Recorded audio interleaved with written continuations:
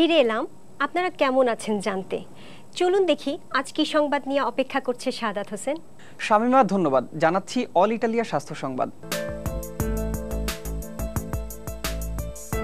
6 December থেকে মেহেরপুরে friends ফাউন্ডেশনের উদ্যোগে বিনামূল্যে চক্ষু শিবির ও লেন্স সংযোজন চলছে।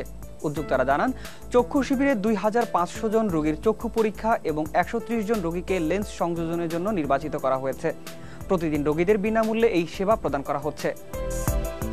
অপচিকিৎসা পরিহার করে সঠিক চিকিৎসা গ্রহণে সবাইকে এগিয়ে আসার আহ্বান জানিয়েছেন সিলেটের পল্লী চিকিৎসকরা। শুক্রবার সকালে সিলেট সংস্কৃতি কলেজে বাংলাদেশ পল্লী চিকিৎসক কল্যাণ সমিতি সিলেট জেলা শাখা আয়োজিত সভায় এই আহ্বান জানানো হয়। এ সময় জলাতঙ্ক রোগের অত্যাধুনিক চিকিৎসা সেবার বিভিন্ন দিক নিয়ে দিনব্যাপী কর্মশালা অনুষ্ঠিত হয়।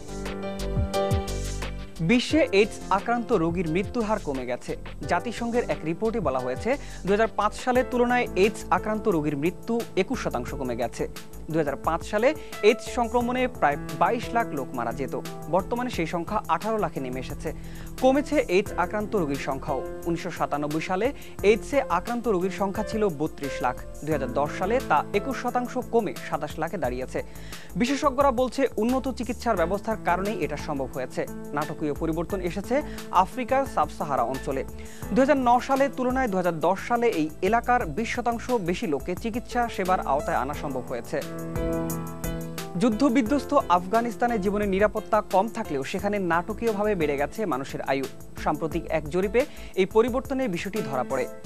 সরকারি ওই জরিপে দেখা যায়, গত এক দশকে আফগান নারী ও পুরুষ উভয়েরই গড় আয়ু বেড়ে 62 থেকে 64 বছরে পৌঁছেছে।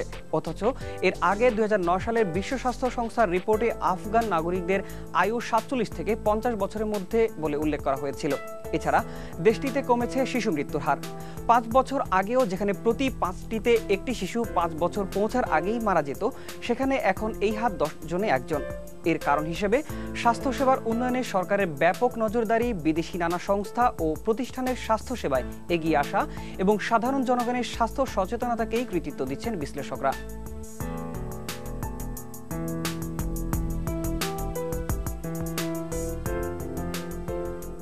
শামিমা, আজ এই ছিল আমার হাতে। ধন্যবাদ সাদাত।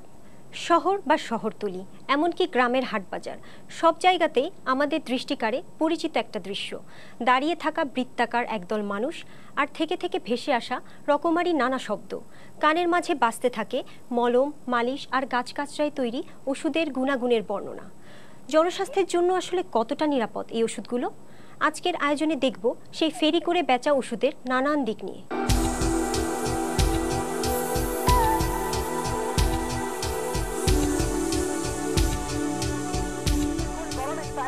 অকারণে চুলকায়, ভালো শরীরের চুলকায়, আপনার রানে কানে আঙ্গুলের টিপায় চাপায় সারা শরীরে আপনার খাইবেন।